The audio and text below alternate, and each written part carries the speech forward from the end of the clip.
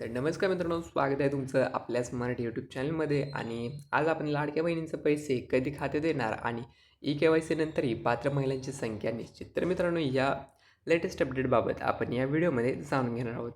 तर मित्रांनो, लाडकी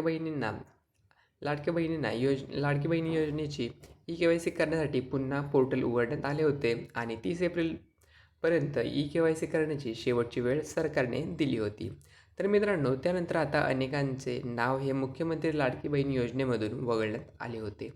आता अनेक अपात्र महिलांना यादीमधून वगळल्यानंतर त्यांच्या खात्यामध्ये येणाऱ्या रकमेला पूर्णविराम लागला आहे.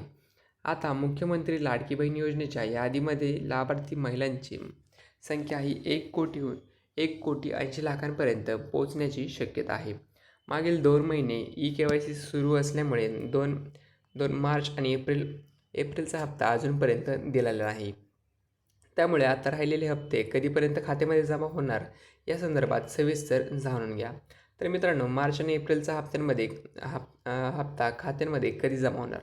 तर लाडक्या बहिणींना योजनेची ही ई-के-वाय-सी प्रक्रिया पूर्ण झाली आहे. आता उर्वरित हप्ते बहिणींच्या खात्यांमध्ये जमा होणार आहे असे सांगितले आहे.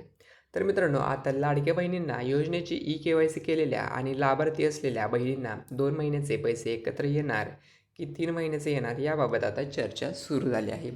मे महिना सुरू होऊन 5 दिवस झाले आहेत, पण आत्तापर्यंत मागील 2 महिन्यांचे पैसे आणि चालू महिन्याचे पैसे देखील खात्यामध्ये जमा झालेले नाहीत. तर मित्रांनो, कोण ठरणार या योजनेसाठी पात्र? तर मित्रांनो, लाडकी बहीण योजनेसाठी पात्र ठरणाऱ्या महिलांसाठी अटी आहेत. यामध्ये सर्वात पहिली अट म्हणजे कुटुंबाचे उत्पन्न 2.5 लाखांपेक्षा जास्त असल्यास अर्जदाराचे अर्ज वगळले जाईल. त्याचबरोबर त्या बहिणीला अर्ज भरता येणार नाही. माजी खासदार किंवा आमदार किंवा सरकारी मंडळे जर कुटुंबाच्या सदस्याकडे असल्यास योजनेमध्ये समाविष्ट केले जाणार नाहीत.